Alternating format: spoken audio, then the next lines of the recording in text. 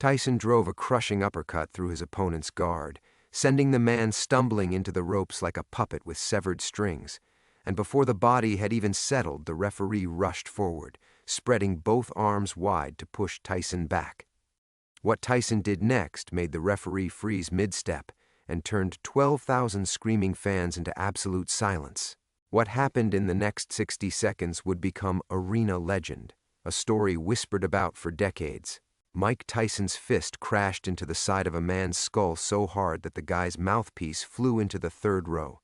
The man hit the canvas face first, arms limp, body folding in a way that made 12,000 people inhale at the same time. What happened in the next 3 minutes would become Madison Square Garden legend, a story whispered about for decades by trainers, cutmen, and anyone who ever laced up a glove. But let me take you back, because this story isn't really about the punch. It's about what Tyson did after the referee stepped between them, waved his arms, and tried to end the night early. It's about a 20-year-old kid from Brownsville who looked at the one man in the ring who could stop him and made a decision that nobody in that building was ready for. The year was 1986. Tyson was not yet champion, not yet the baddest man on the planet. He was something worse. He was hungry. He was undefeated and unknown enough that promoters could still find guys willing to fight him. That window was closing fast. Every few weeks another opponent would go down, and the footage would circulate through gyms, and the list of guys willing to step in got shorter. His opponent that night was a heavyweight named Jesse Ferguson. Ferguson was no bum, believe me. The man had a winning record, real power in his right hand, and something most Tyson opponents didn't bring, a game plan. Ferguson's trainer had studied tape for weeks. The strategy was simple. Smother Tyson, clinch him, lean on him, make the fight ugly, make it boring, make it go deep into the later rounds where maybe the kid's gas tank ran low and you could land something meaningful. Ferguson walked to the center of the ring looking thick and solid, his neck disappearing into his shoulders.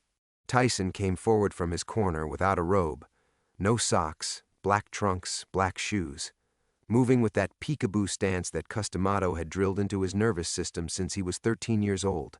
Head low, hands high, constant lateral movement. He looked like something designed in a lab to hurt you. The bell rang and Ferguson did exactly what his corner told him to do. He grabbed Tyson, he held him, he leaned on him with all 230 pounds and tried to turn the fight into a wrestling match. Tyson threw a hook to the body and Ferguson wrapped both arms around him. The referee, a veteran named Luis Rivera, stepped in and separated them. Tyson threw another shot and Ferguson grabbed again. Rivera separated them again. This happened 4 times in the first minute. Get this, most fighters, when you clinch them, they get frustrated. They start reaching. They start loading up on punches, trying to time the break, and they leave themselves open. That's what Ferguson was counting on. That's what every Tyson opponent was counting on. Make the monster emotional. Make him fight your fight. Tyson didn't get frustrated. He adjusted. Between the clinches, he started going to the body, digging short hooks into Ferguson's ribs with a precision that made the sound echo through the arena. Sharp and heavy, the kind of body shots that don't show up on the scorecards but destroy you from the inside. Ferguson's face started changing by the end of the first round. He came in confident. He sat down on his stool looking like a man who had just learned something terrible. Round 2. Ferguson tried the same approach, but his clinches were weaker now. His arms didn't have the same clamp. Tyson shrugged him off and fired an uppercut that landed under Ferguson's chin and snapped his head back. Ferguson stumbled, grabbed the ropes, and Rivera moved in to give a standing 8 count. Here's what nobody tells you. Rivera was a good referee, a careful one. He'd worked big fights before, and he had a reputation for protecting fighters, sometimes controversially so. He studied Ferguson's eyes during that standing 8 count. He saw a man who was still in there, still present but fading. Rivera made a mental note. He was watching now, closely. Ferguson survived the round. Barely. He went back to his corner and his trainer was yelling at him, but Ferguson was staring across the ring at Tyson. Tyson wasn't sitting down. He was standing in his corner, shifting his weight from foot to foot, his jaw tight, his eyes locked on Ferguson, and he was almost vibrating with something that went past adrenaline. Customato had passed away just a few months earlier. Tyson was fighting with a dead man's voice in his head.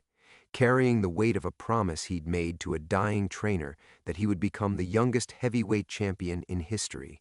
Every fight was a step. Every opponent was in the way. Round 3 started, and Tyson came out different, faster. He cut off the ring, moving Ferguson toward the ropes with the efficiency of a man herding something into a corner. Ferguson threw a jab and Tyson slipped it, came under it, and delivered a left hook to the body that made Ferguson's knees dip. Before Ferguson could grab him, Tyson was already stepping to the side and unloading a right hand that caught Ferguson on the temple. Ferguson went down again. His gloves hit the canvas, his body followed, and for a moment the arena noise surged and then dropped to a hum as everyone watched to see if he'd get up. He got up. I swear this happened. The man got up on legs that had no business holding a human being upright. Rivera counted to 8 and looked into Ferguson's eyes and saw something that concerned him. But Ferguson nodded. He raised his gloves. Rivera let the fight continue. And this is where the story turns. Because Rivera made a decision in that moment. Not an official one, not something he announced, but a decision you could read in his body language. He started positioning himself closer to the fighters. He started stepping between them faster on the clinches. When Tyson landed a clean shot and Ferguson's head snapped, Rivera was already moving, already reaching for Tyson's arm, already looking for a reason to stop this. Tyson noticed. You have to understand something about Mike Tyson at 20 years old. The man had been in the system since he was a kid. Juvenile detention, group homes. He knew how to read authority figures because his survival depended on it. He could tell when a corrections officer was about to write him up. He could tell when a social worker had already made up her mind. And he could tell when a referee was building a case to stop a fight. Tyson's jaw tightened. His stance widened. He looked at Rivera, not at Ferguson, and something passed across his face that the cameras caught and the commentators missed. It wasn't anger, it was recognition. He understood what was happening. The referee was trying to protect his opponent, and if Rivera stopped the fight on a technicality, on a judgment call, Tyson would lose the knockout, lose the statement, lose the momentum he needed to get to the title. Round 4. Listen to me. This round is where the story lives. Tyson came out and immediately pressured Ferguson into the corner. Ferguson, operating on instinct more than strategy now, clinched again. Rivera stepped in and separated them, and as he did, he positioned his body slightly in front of Ferguson, angling himself between Tyson and his target. It was subtle, a referee's trick, giving the hurt fighter an extra half-second to recover. Tyson stepped back. He bounced on his toes. He waited for Rivera to clear, and then he came forward again, but this time Ferguson was ready with a jab that actually landed. The crowd roared. Ferguson threw another one, and it grazed Tyson's forehead. For 10 seconds, Ferguson looked alive again, competitive, and the crowd was responding, and Rivera seemed to relax slightly. Then Tyson did something extraordinary. He stopped moving forward. He planted his feet. He let Ferguson come to him. This was not what Cuss taught. This was not peekaboo. This was Mike Tyson, at 20, in the middle of a fight, making a tactical adjustment on the fly, because he understood that if he kept walking Ferguson down, Rivera would find a reason to stop it. So he made Ferguson engage. He made Ferguson come forward and throw punches and prove to the referee that this was still a fight. No one talks about this. Everyone remembers what happened next. Nobody remembers the chess move that set it up. Ferguson, emboldened by the momentary success of his jabs, stepped forward and threw a right hand. Tyson slipped it and countered with a left uppercut that started somewhere near his hip and traveled upward with everything he had. The punch landed flush under Ferguson's chin. Ferguson's head snapped back at an angle that made the ringside doctor lean forward in his seat. But Ferguson didn't go down. His legs buckled, his eyes went somewhere else, but he grabbed Tyson and held on. Rivera rushed in. He separated them. He looked at Ferguson. And then Rivera did something that made Tyson's corner start yelling. He called time. He walked Ferguson to the corner, examined him, and asked Ferguson if he wanted to continue. This is what matters. Ferguson said yes. His corner said yes. But Rivera was hesitating, you could see it. His hands were moving slowly. He was buying time. He was trying to find a medical reason to stop this fight because what he was seeing from Tyson was scaring him, not in a personal way, in a professional way. He was watching a young man dismantle another human being, and his job was to make sure nobody died in his ring. Tyson was standing in the neutral corner. Kevin Rooney, his trainer, was leaning over the ropes and talking to him, but Tyson wasn't listening. He was watching Rivera. He was watching the referee's hands, his body language, the way Rivera kept looking toward the ringside doctor. Tyson's nostrils flared. He spit his mouthpiece into his glove, jammed it back in, and started bouncing again. Now here's the thing. This is what I want you to understand. Most fighters in this situation would complain. They'd throw their hands up, they'd look at their corner and shake their head. They'd waste emotional energy on the injustice of it. Not Tyson. Tyson processed the problem and solved it in real time. His solution was violence. But precise violence, specific violence. The kind of violence that would make it impossible for any referee, no matter how protective, to deny that the fight was over. Rivera waved the fight back on. Ferguson raised his gloves, and Tyson crossed the ring so fast that the HBO cameras almost lost him. He threw a jab to get Ferguson's hands up and then went to the body with a left hook that landed on Ferguson's liver. Ferguson's body contracted, his right hand dropped, and in that fraction of a second, Tyson delivered an uppercut so devastating, so perfectly timed, that it didn't just break Ferguson's nose, it shifted the bone. The sound was specific. Not a thud, not a crack. Something between the two that made the people in the first 3 rows react physically, turning away, grabbing the person next to them. Ferguson staggered backward and his face was already changing shape. Blood was coming from both nostrils. His right eye was swelling shut. He hit the ropes and Tyson was on him, throwing combinations with a speed that made individual punches impossible to count. Rivera jumped in. He grabbed Tyson. He pushed himself between the fighters with both arms extended and he was shouting, but here's the thing. No one could hear what he was saying because 12,000 people were on their feet, and the noise was something physical. It had weight. It had pressure. You could feel it in your chest. Tyson stepped back. Rivera looked at Ferguson. Ferguson was standing, technically. His back was against the ropes and the ropes were holding him up and his face was a mask of blood and one of his eyes was completely closed. Rivera looked at the ringside doctor. The doctor was already climbing the steps. And then Mike Tyson did the thing that shocked the arena. He didn't celebrate. He didn't raise his fists. He didn't bounce around the ring or scream or flex. He walked to Ferguson. Rivera put a hand on Tyson's chest to stop him, but Tyson gently moved Rivera's hand aside, and the way he did it was so careful, so deliberate, that Rivera let him pass. Trust me on this. Tyson walked up to Jesse Ferguson, who was bleeding and broken and barely conscious, and Tyson put his glove behind Ferguson's neck and pulled him in. He held him for a second. He said something into Ferguson's ear. Nobody heard it. The microphones didn't pick it up. Ferguson has never said publicly what Tyson told him. But whatever it was, Ferguson nodded. Just once, a small nod. Then Tyson stepped back and raised Ferguson's arm. Not his own arm, Ferguson's arm. The man he'd just destroyed, whose nose he'd just broken, whose face would require medical attention. Tyson raised that man's arm as if Ferguson had won. The arena went silent. And I don't mean quiet, I mean silent. 12,000 people who had been screaming moments earlier just stopped, because what they were seeing didn't match what they expected. They came to watch a monster. They were watching a human being. Rivera stood there with his mouth open. He'd spent the entire fight trying to protect Ferguson from Tyson. He'd positioned himself between them. He'd slowed the action. He'd looked for exits. And now the man he'd been trying to contain was showing more compassion for his opponent than anyone in the building, including Rivera himself. Look, here's the part that gets lost. The stoppage was officially ruled a TKO in the 6th round, but the fight was really over in the 4th. Everything after that was Ferguson surviving on pride and Rivera trying to find the right moment to end it. But the moment that mattered, the moment that became legend, was what happened after the final bell. The press conference afterward was chaos. Reporters were shouting questions. Tyson sat at the table in a suit that was too big for him, which was always the case back then because he was 20 years old and no one had taught him how to dress yet.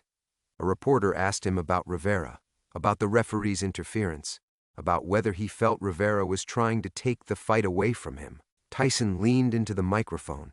His voice was high-pitched, soft, almost gentle, which always caught people off guard because they expected something to match the destruction they'd just witnessed. He was doing his job, Tyson said. The referee is supposed to protect the fighters, both fighters. I'm not mad at him. He saw a man getting hurt and he tried to help. That's what you're supposed to do. A reporter pushed back. Didn't he feel the stoppages were excessive? Didn't he feel Rivera was giving Ferguson too much time to recover? Tyson's jaw tightened. He looked at the reporter for a long time. Too long. Long enough that Kevin Rooney put a hand on Tyson's shoulder. Then Tyson spoke again. I broke that man's nose. Do you understand? I hurt him. He's got a family. He's got kids, maybe. The referee tried to protect him, and you want me to be mad about that? He pushed back from the table and stood up. The press conference was over. You ever hear somebody say the right thing and know it cost them something? Tyson wanted that knockout clean and fast. He wanted the highlight reel. He wanted the promoters and the networks to see what he could do so they'd give him the title shot he needed. Rivera's interference threatened all of that, and Tyson could have blasted the referee in public and every boxing fan in America would have agreed with him. But he didn't. Because somewhere inside that 20-year-old destroyer, behind the peekaboo guard and the body shots and the uppercuts that rearranged a man's face, there was a kid who'd been hurt before. A kid who knew what it felt like when nobody stepped in to protect you. And he recognized that Rivera, annoying as he was doing the thing that no one had done for Mike Tyson when he was young. Rivera talked about it years later, said it was one of the strangest moments of his career. He said he went into that fight ready to stop it early because he'd seen the tape on Tyson and he was genuinely concerned about Ferguson's safety. He said Tyson's reaction after the fight confused him. He expected hostility. He expected what every fighter does when a ref gets too involved. The complaints, the accusations, the politics. Instead, Tyson thanked him. Not publicly, not at the press conference. In the ring. Right after he held Ferguson. Tyson walked past Rivera and said 4 words. 4 words that Rivera remembered for the rest of his career. You did right, ref. That's it. That's the quiet power line. 4 words. No explanation, no follow-up. Just a kid from Brownsville acknowledging that someone tried to do the decent thing in a place designed for controlled violence. Now, if you've been watching this far, do me a favor. Hit subscribe. I don't ask for much, but I tell stories like this every single week. Stories that the highlight reels miss. Stories that show you who these fighters really were when the cameras caught something the commentators didn't explain. Subscribe so you don't miss the next one. Let me tell you what happened after that night. Because the fight with Ferguson was fight number 19 in Tyson's undefeated run, and it taught him something that he carried forward. The lesson wasn't about power. He already knew he had power. The lesson was about referees, about authority in the ring, about the fact that a third man could control the narrative of a fight, and if you didn't account for that, you could win a fight and lose the moment. From that night forward, Tyson adjusted.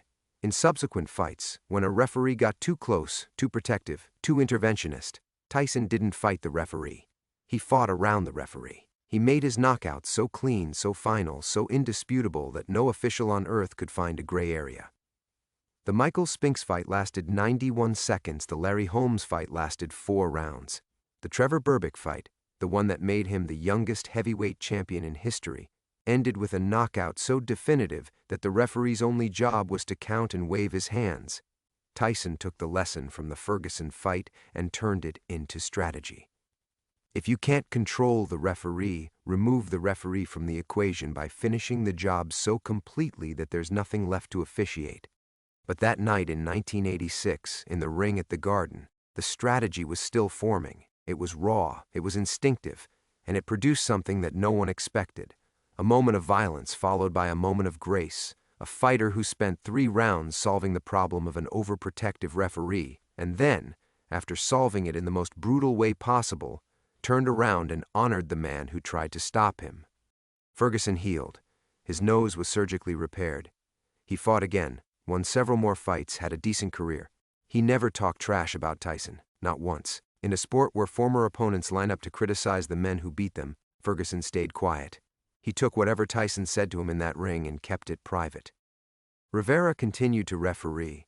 He worked more big fights. He was still careful, still protective, still the kind of official who drew complaints from aggressive fighters and praise from commissions.